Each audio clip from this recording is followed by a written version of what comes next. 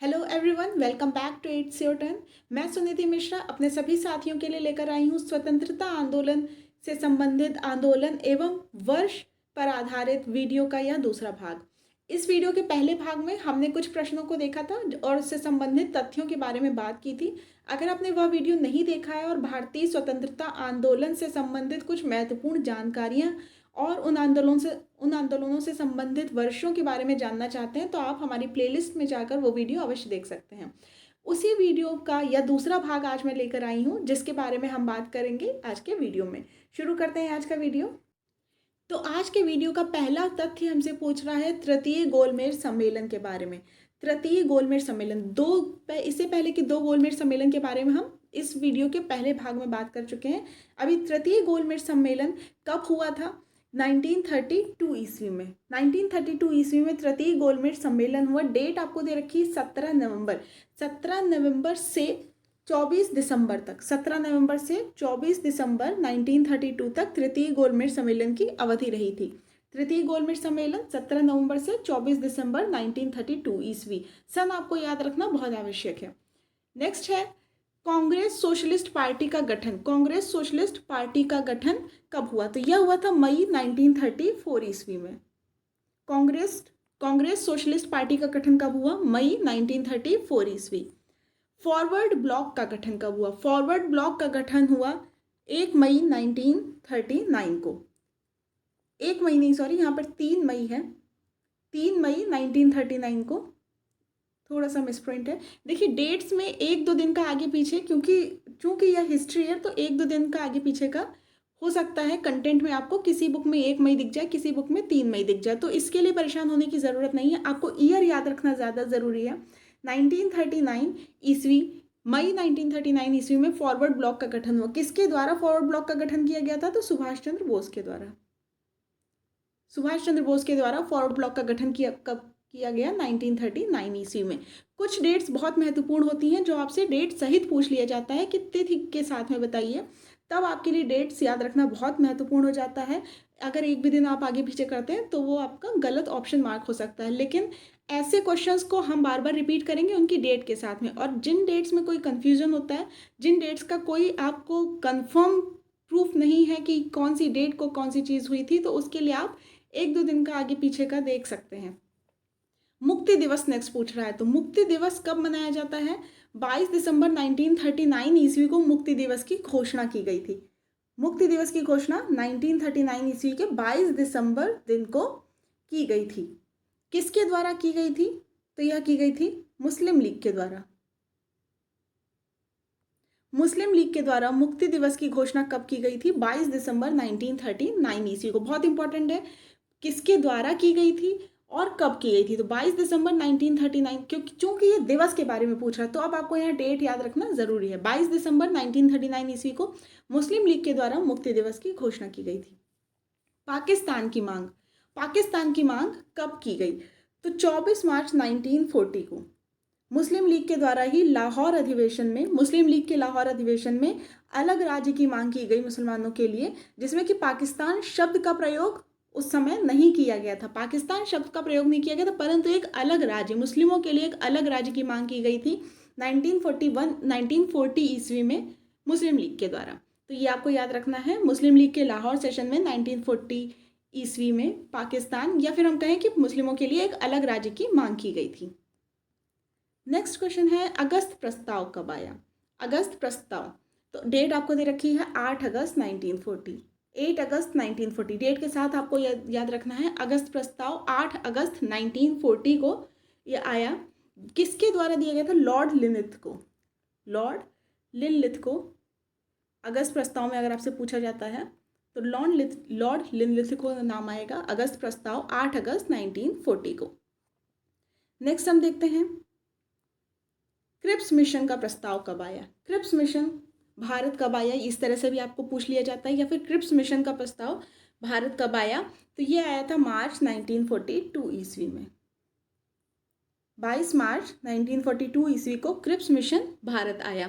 Cripps mission को ही महात्मा गांधी ने post dated cheque कहा है। ये भी आपसे पूछ लिया जाता है कि किसने कहा है? तो महात्मा गांधी ने कहा है, गांधी जी ने। और किसे कहा है तो भी आप ध्यान रखेंगे, क्रिप्स मिशन को कहा है, क्रिप्स मिशन प्रस्ताव को ही पोस्ट डेटेड चेक कहा है। किसने? महात्मा गांधी ने। क्रिप्स मिशन भारत कब आया? तो 22 मार्च 1942 को क्रिप्स मिशन भारत आया। नेक्स्ट देखते हैं भारत छोड़ो प्रस्ताव या भारत छोड़ो आंदोलन जिसे नाम दिया जाता है, भारत छोड़ो प्रस्ताव। भारत छोड़ो प्रस्ताव की डेट क्या है? 8 अगस्त 1942। भारत छोड़ो प्रस्ताव 8 अगस्त 1942। इसे ही वर्धा प्रस्ताव या फिर अगस्त क्रांति भी कहते हैं। अगस्त क्रांति या फिर वर्धा प्रस्ताव, इसी को कहते हैं भारत छोड़ो आंदोलन या फिर भारत छोड़ो प्रस्ताव को। और डेट है आपकी 8 अगस्त 1942। नेक्स्ट है शिमला सम्मेलन। शिमला सम्मेलन कब हुआ?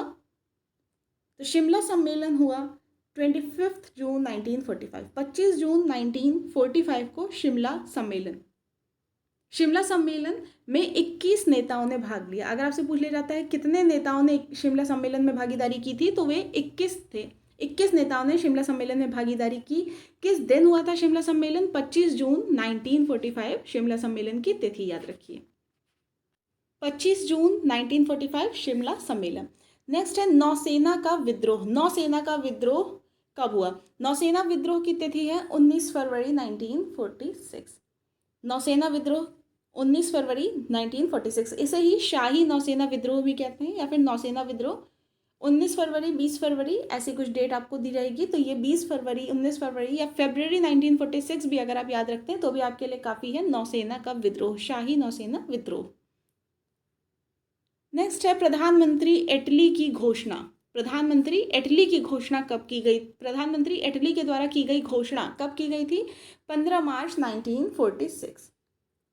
1946 ईस्वी में प्रधानमंत्री इटली द्वारा की गई थी घोषणा, जिसे इटली घोषणा का नाम दिया जाता है। तो 15 मार्च 1946 तिथि आपको याद रखनी है। कैबिनेट मिशन भारत कब आया? कैबिनेट मिशन का भारत आगमन, उसकी तिथि आपसे पूछी गई है। कैबिनेट मिशन भारत कब आया? 24 मार्च 1946। 24 मार्च 1946 को कैबिनेट मिशन भारत आया। इसे कैबिनेट मिशन योजना का नाम दिया जाता है 24 मार्च 1946 को। कौन कौन से लोग थे? कौन 3 लोग थे कैबिनेट मिशन योजना में? पैथिक लॉरेंस, स्टैफोर्ड क्रिप्स और एवी अलेक्जेंडर। ये 3 नाम आपसे पूछे जा सकते हैं, या 4 ऑप्शंस दे देंगे, इनमें से कौन नहीं था कैबिनेट मिशन योजना में, तो आपको एक जो ऑड वन आउट होगा वो ढूंढना होगा। पैथिक लॉरेंस थे, स्टैफोर्ड क्रिप्स थे और एवी अलेक्जेंडर थे कैबिनेट मिशन योजना में। भारत कब आई यह योजना या कैबिनेट मिशन का भारत आगमन कब हुआ? तो 24 मार्च 1946। नेक्स्ट है प्रत्यक्ष कार्यवाही दिवस कब मनाया गया? प्रत्यक्ष कार्यवाही दिवस कब मनाया गया? 16 अगस्त 1946 को मोहम्मद जिन्ना द्वारा प्रत्यक्ष कार्यवाही दिवस मनाया गया। प्रत्यक्ष कार्यवाही दिवस 16 अगस्त 1946 को मोहम्मद जिन्ना द्वारा मनाया गया। अंतरिम सरकार की स्थापना कब की गई? जो भारत में अंतरिम सरकार की स्थापना हुई थी वो कब की गई थी? 2 सितंबर 1946 को। 2 सितंबर 1946 को भारत में अंतरिम सरकार की स्थापना की गई। माउंटबेटन योजना, माउंटबेटन योजना बहुत इंपॉर्टेंट। माउंटबेटन योजना कब आई? जिसे इस माउंटबेटन योजना को ही विभाजन योजना भी कहते हैं। तो यह आई थी 3 जून 1947 को। 3 जून 1947 ईस्वी को माउंटबेटन योजना, जिसको कि विभाजन योजना का नाम दिया जाता है, यह भारत आई। स्वतंत्रता मिली, तो भारत को स्वतंत्रता कब मिली? 15 अगस्त 1947 ईस्वी। हम सभी को मालूम है भारत कब स्वतंत्र हुआ? 15 अगस्त 1947 ईस्वी को भारत स्वतंत्र हुआ। भारतीय स्वतंत्रता अधिनियम अगर आपसे पूछा जाए तो वह उसकी तिथि है 18 जुलाई। 18 जुलाई 1947 भारतीय स्वतंत्रता अधिनियम की तिथि है 18 जुलाई 1947। अगर आपसे पूछा जाए भारत को स्वतंत्रता कब मिली तो वह 15 अगस्त 1947 ईस्वी में। स्वतंत्र भारत के प्रथम गवर्नर जनरल कौन थे? स्वतंत्र भारत के प्रथम गवर्नर जनरल कौन थे? Lord Mountbatten. बहुत इजी क्वेश्चन है, बहुत ज़्यादा पूछा भी जाता है। स्वतंत्र भारत के प्रथम गवर्नर जनरल कौन थे? Lord Mountbatten.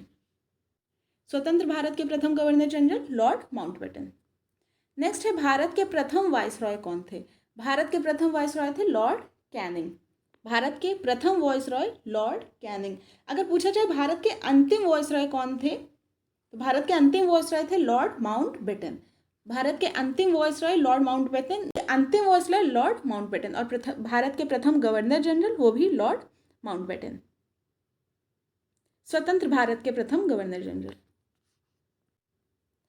नेक्स्ट है, भारत की प्रथम महिला राजदूत कौन थी? भारत की प्रथम महिला राजदूत थी विजय लक्ष्मी पंडित।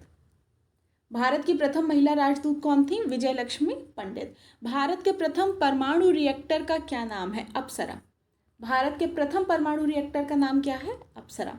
भारत की प्रथम महिला पायलट कौन थी? प्रेमा माथुर। ये सब नाम हमको याद करने पड़ेंगे क्योंकि लेखपाल की परीक्षा बहुत नज़दीक है और जनरल स्टडीज़ के आप पोर्शन को देखेंगे तो उस हिसाब से यह जो आपके प्रश्न हैं ये बहुत ही इंपॉर्टेंट हो जाते हैं। इस वजह से हमने ये भारतीय स्वतंत्रता आंदोलन की सीरीज़ में ये कुछ प्रश्न एक्स्ट्रा ऐड किए हैं ताकि आपके एग्जाम के पॉइंट ऑफ व्यू से आपको थोड़ी हेल्प हो सके। तो भारत के प्रथम परमाणु रिएक्टर का क्या नाम था? अप्सरा। भारत की प्रथम महिला पायलट कौन थी? तो थी प्रेमा माथुर। भारतीय वायुसेना की प्रथम महिला पायलट कौन थी? हरिता कौर देओल। भारतीय वायुसेना की प्रथम महिला पायलट हरिता कौर देओल थी। भारतीय वायुसेना का प्रथम अधिकारी जिसे परमवीर चक्र से सम्मानित किया गया कौन थे? निर्मलजीत सिंह सेखो। निर्मलजीत सिंह सेखो भारतीय वायुसेना के वे प्रथम अधिकारी थे जिन्हें परमवीर चक्र प्राप्त हुआ था। निर्मलजीत सिंह सेखो। भारत की प्रथम महिला लोकसभा अध्यक्ष कौन थी? मीरा कुमार। भारत की प्रथम महिला लोकसभा अध्यक्ष मीरा कुमार थी। भारत के प्रथम साम्यवादी लोकसभा अध्यक्ष कौन थे? भारत के प्रथम साम्यवादी लोकसभा अध्यक्ष आपसे पूछा जा रहा है तो ये सोमनाथ चटर्जी इसका सही उत्तर है। भारत के प्रथम साम्यवादी लोकसभा अध्यक्ष सोमनाथ चटर्जी रहे। भारत के पहले मुख्य चुनाव आयुक्त कौन थे? सुकुमार सेन। भारत के पहले मुख्य चुनाव आयुक्त सुकुमार सेन। जबकि भारत के पहले गृह मंत्री अगर आपसे पूछा जाए, बहुत इंपॉर्टेंट और बहुत ही ज़्यादा इजी भी है, सरदार वल्लभ भाई पटेल। भारत के पहले गृह मंत्री कौन थे? सरदार वल्लभ भाई पटेल। भारत के पहले मुख्य चुनाव आयुक्त सुकुमार सेन, जबकि भारत के पहले गृह मंत्री सरदार वल्लभ भाई पटेल। भारत के पहले रक्षा मंत्री सरदार बलदेव सिंह। भारत के पहले रक्षा मंत्री कौन थे? सरदार बलदेव सिंह। भारत के पहले वित्त मंत्री कौन थे? तो आर के षणमुखम चेट्टी भारत के पहले वित्त मंत्री थे। यहाँ सब स्वतंत्र भारत की बात हो रही है, तो भारत के पहले वित्त मंत्री आर के षणमुखम चेट्टी। भारत के पहले केंद्रीय शिक्षा मंत्री कौन थे? स्वतंत्र भारत के पहले केंद्रीय शिक्षा मंत्री थे मौलाना अबुल कलाम आज़ाद। बहुत इंपॉर्टेंट नाम, बहुत फेमस, मौलाना अबुल कलाम आज़ाद स्वतंत्र भारत के पहले केंद्रीय शिक्षा मंत्री थे। हमारे क्वेश्चंस यहीं समाप्त होते हैं। अगर आपको वीडियो पसंद आया हो तो इसे लाइक और शेयर ज़रूर करें। अगर आपने चैनल को सब्सक्राइब नहीं किया है तो चैनल को सब्सक्राइब अवश्य कर लें। Thank you.